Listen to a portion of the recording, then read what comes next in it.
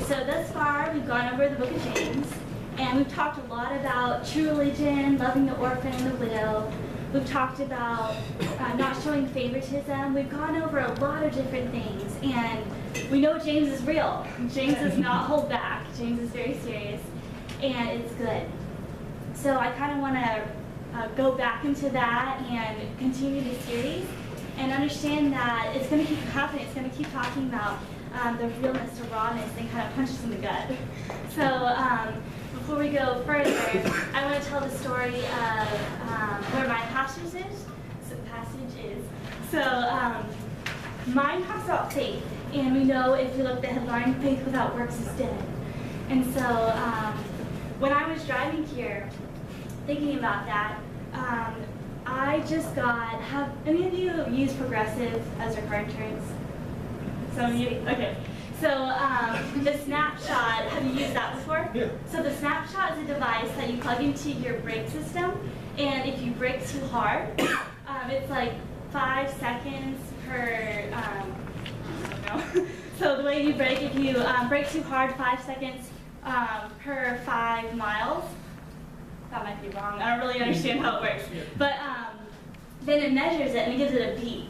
And so it makes this really hard, loud beep, and you're like, ah, my insurance is going up every time. So I've had that in my car for 6 months.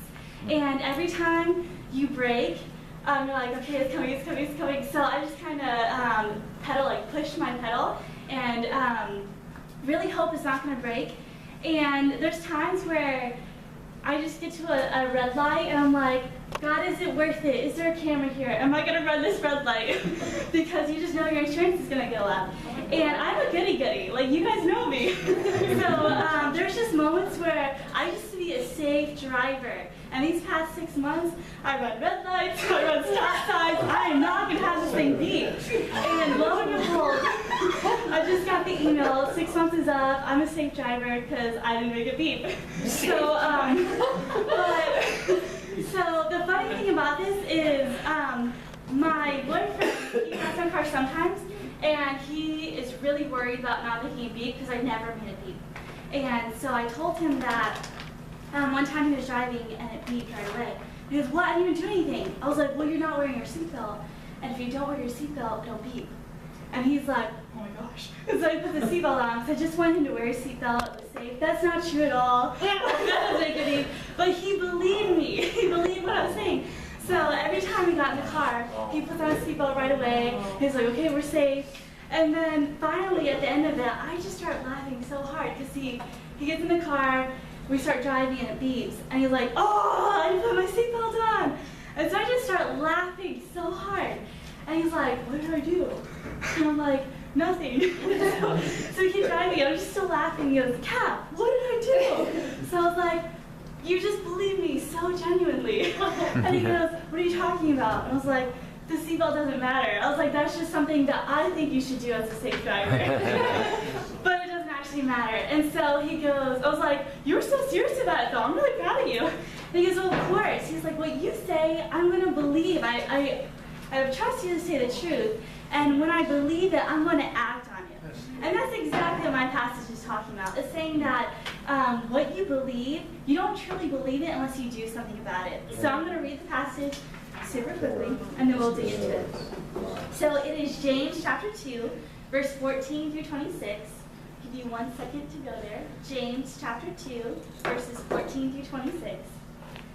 It starts saying, what good is it, dear brothers and sisters, if you say you have faith, but don't show it by your actions? Can that kind of faith save you? Suppose you see a brother or sister who has no food or clothing, and you say, goodbye and have a good day. Stay warm and eat well. But then you don't give that person any food or clothing. What good does that do? So you see, faith by itself isn't enough. Unless it produces good deeds, it is dead and useless. Now someone may argue, some people have faith, others have good deeds. But I say, how can you show me your faith if you don't have good deeds? I will show you my faith by my good deeds. You say you have faith, for you believe that there is one God. Good for you. Even the demons believe, and they tremble in terror. How foolish. Can you say that faith without good deeds is useless? Don't you remember that your ancestors Abraham was shown to be right by God by his actions when he offered his son Isaac on the altar? You see, his faith and his actions worked together. His actions made his faith complete. And so it happened just as the scriptures say. Abraham believed God, and God counted him as righteous because of his faith. He was even called the friend of God. So you see, we are shown to be right by God by what we do, not by faith alone. Rahab the prostitute is another example. She was shown to be right by God with her actions when she hid those messengers and sent them safely away by a different road. Just as the body is dead without breath, so also faith is dead without good works. We're going to pray some of that. God, we're so glad that you sent us your word. You sent us your message that we might be convicted, that we might act on what you say. Please press in our hearts today, open our eyes to your understanding, and open our ears to hear what you have to say. In your name, amen. Amen.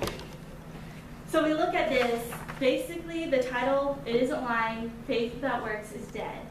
So the first question he asks is, can workless faith save?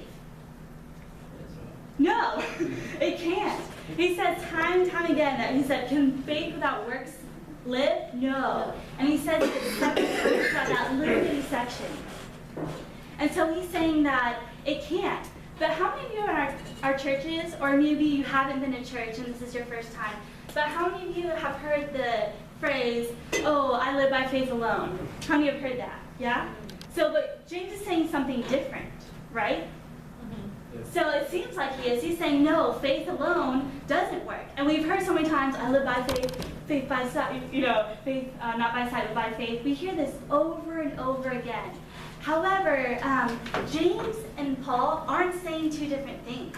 See, what Paul is saying is that your birth does not save you. So what happened is the Jews were born into a religion. They were born into a culture. So here in the United States, that's difficult for us to understand because we don't have this one religion nation. We have very different religions within our nation.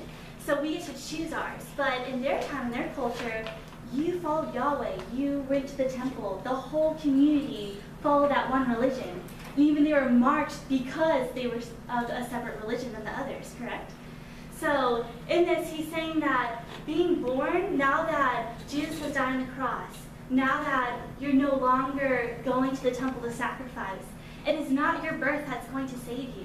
He's saying that you can't be born into this. It is by your faith, by confessing your faith in Jesus. But what James is saying, what Paul said was right, it's your faith. But faith cannot be separated from actions, is what James is trying to say. So they're not opposite. They're not raging against each other. They're just, they're approving, they're affirming one another in this passage. So we go to say that even in verse 19, he just confirms this further, that even the demons believe and shudder. And that's kind of slap in the face, in the face. So we say that even the demons believe in Jesus, and they tremble with terror. But yet, are demons going to heaven? Heck no. They're going to hell. So the fun thing about that is the demons, they do the work of who? Satan. They do the work of the devil. So for us to say that we believe that Jesus died on the cross, that Jesus is doing those things, we have to then act on it.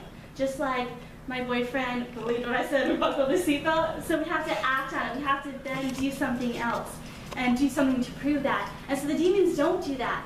They do exactly the opposite. They believe that Jesus is king and a reign. So what? They go and do the devil's work anyway.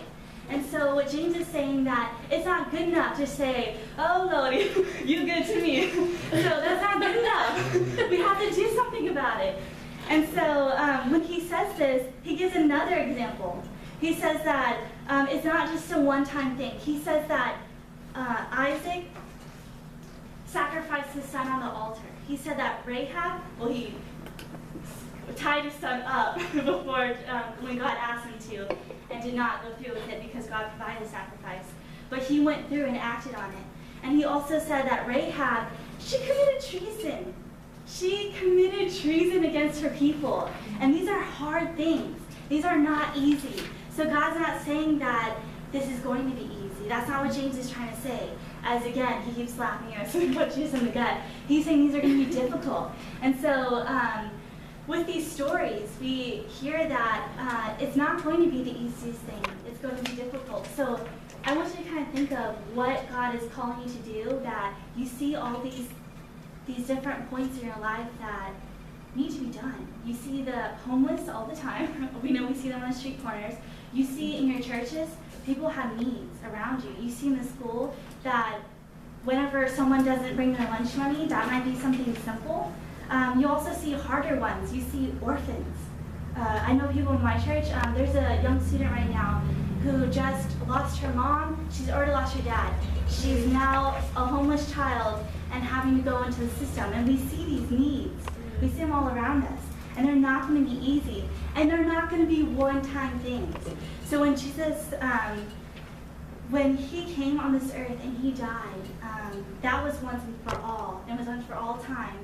But when we live our faith, we confess it daily, and we confess it by our actions. And says that faith without works is dead.